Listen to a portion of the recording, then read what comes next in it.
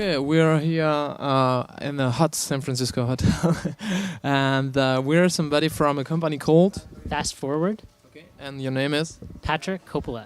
Okay, I didn't know how to pronounce the name of the company. I just read it. It's ffwd.com, right? That's right. And you're doing a lot of cool stuff with videos, right? That's right. Yeah, we're looking at a world where soon everything's going to be on, and it's going to be on all the time, and trying to help people figure out what they should be watching. Okay. So you basically allow people to crawl all over the YouTube and all the other platforms. Yep. Our most recent product, Twitmatic.com, actually can syndicate content from about 5,000 different websites. And more we're finding that there's more content available off YouTube than on YouTube, especially for specific niches and verticals where people have their real interests filled rather than the really popular stuff. That's interesting because we're growing actually in a very video-oriented community, and I was talking to that with Gleb, sorry, that the kids today, they really live in this I don't know, 30 seconds video world. You know, we've actually found that while any individual video might be 30 seconds long, a session can be anywhere from one video, which is 30 seconds long, to 5 hours long. Okay. And the trick, and this is one of the things that Fast Forward's platform does, and it can do it, for the web at large, it can do it for a specific content catalog, like a video on demand catalog, is figure out the right sequence for those videos. And so you might be only watching a 30-second video, but you might be watching 10 of them, and they all might be related contextually, and they might have to do with what's going on for you right now. So now you're actually looking at a much longer video experience that looks much more like television, but it's still on demand. We are content producers, and I'm using, for example, a website called I think HeySpread.com, so that I spread my videos to 14 or 15 video site. I heard you guys have also something for content producers, right? Yeah. We actually have two things. Do you have your videos, are you promoting them on either Twitter or Facebook presently? Well, yeah, I use Twitter and Facebook. Actually, I use Ping FM, which goes all over the place for actually really marketing and spreading the word purposes. So for Facebook, we've got something called the FFWD Player.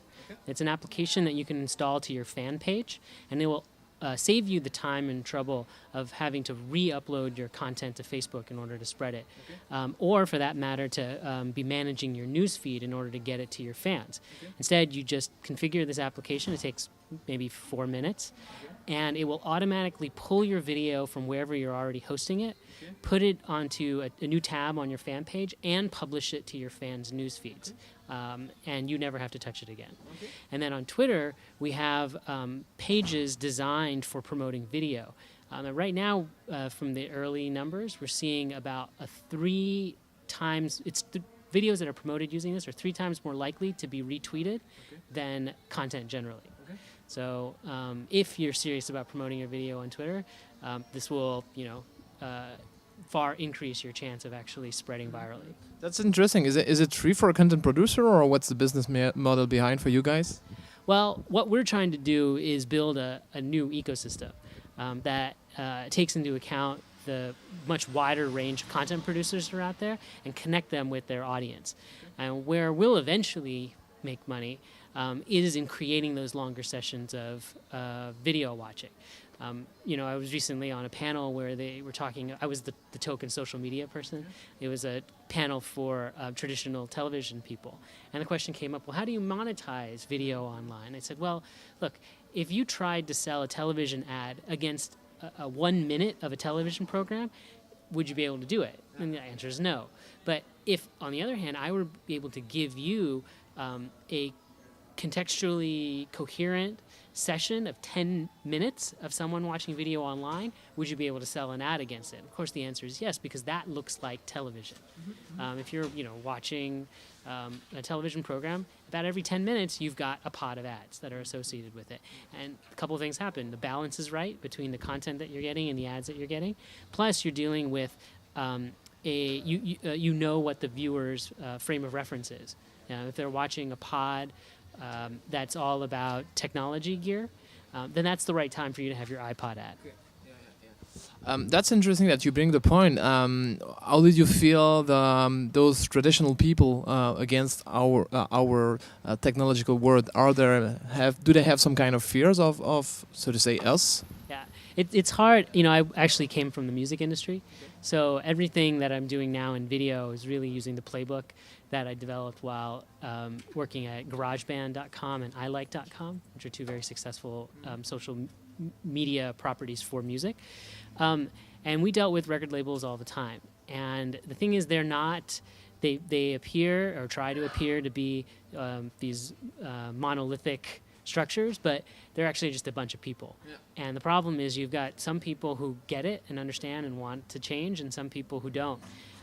And the inertia is always against making those changes.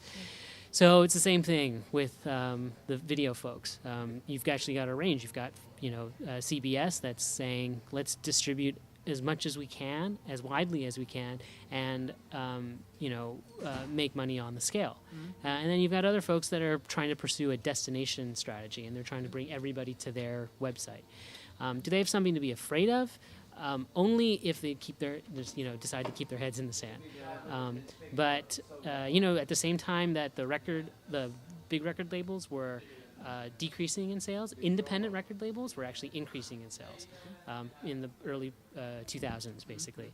And I think you're going to probably see a similar pattern here, where you're going to have a growth of a independent network culture that's going to be distributing content that's more audience driven like this rather than mass market. Cool. All right. Thank you. Maybe for to conclude this interview, why should people use your services and all the things that Fast Forward propose? Okay. Well, I mean, if you are looking for video that's relevant to you right now, you should definitely use Twitmatic.com. It is the world's first real-time video search engine. And it will understand why you're searching for something at this particular moment and return results that are relevant to that. If you are looking for a portable DNA for your video lifestyle, you should set up a channel at fastforward.com, ffwd.com. And if you're a publisher of content, you should be using both our Twitter promotion page and our Fast Forward page to increase your viral quotient. Okay. All right. Thank you very much. Thank you. Bye.